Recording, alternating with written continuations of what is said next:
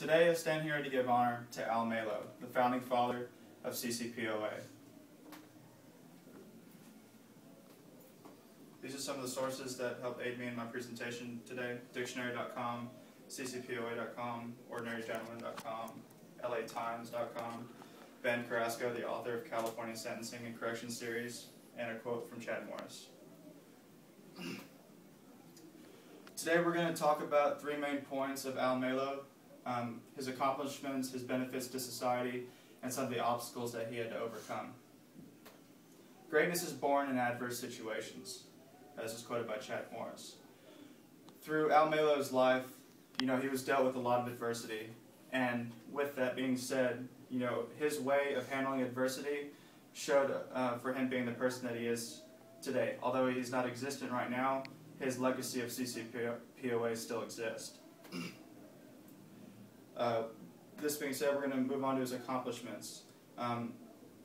Basically, what sparked him to make action was one of his co-workers committing suicide. One of his accomplishments was to gain support, and him and 8 fellow other officers traveled around the state of California to the 3 other pre-existing prisons to rally up support. Currently today, CCPOA has a following membership of 33,000 members. Also, another accomplishment of his was to become politically influenced. It was stated in LA Times newspaper that CCPOA was the most politically influenced union in the nation. And also another accomplishment was for him to make changes to promote and enhance the corrections profession. One of these being the Memorandum of Understanding in 1982 of July 2nd, basically giving Al Malo and CCPOA the freedom to realign legislation. And also another accomplishment was for him to gain, being part of CCPOA, to gain exclusive rights to represent all state California prisons. Another point of his life would be benefit to society.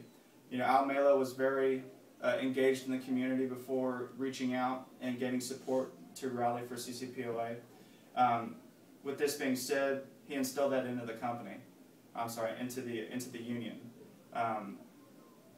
They get out and they interact with organizations put in place for victims, for youth facilities, basically to get out there and to help people who are in troubled ways to change their lives. And also another benefit to society is annual dues. Each member of CCPOA has annual dues, and at the end of the year, CCPOA combines all those annual dues and gives back to the state of California. And in 2011, they gave back $10.3 million. Obstacles that Al Malo had to overcome, one of them was getting support. He had to go out there and he had to rally up the people. They didn't think that there was a problem until he gave them the information, and it soon changed their minds.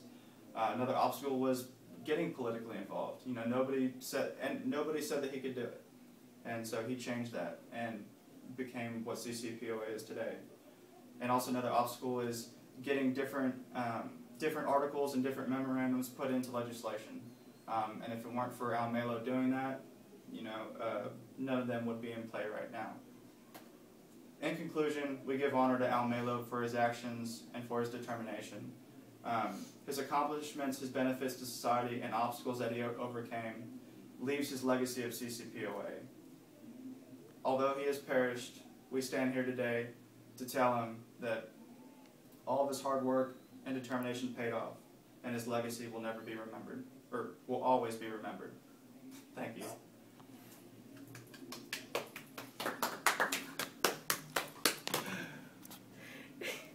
Oh, snarkies.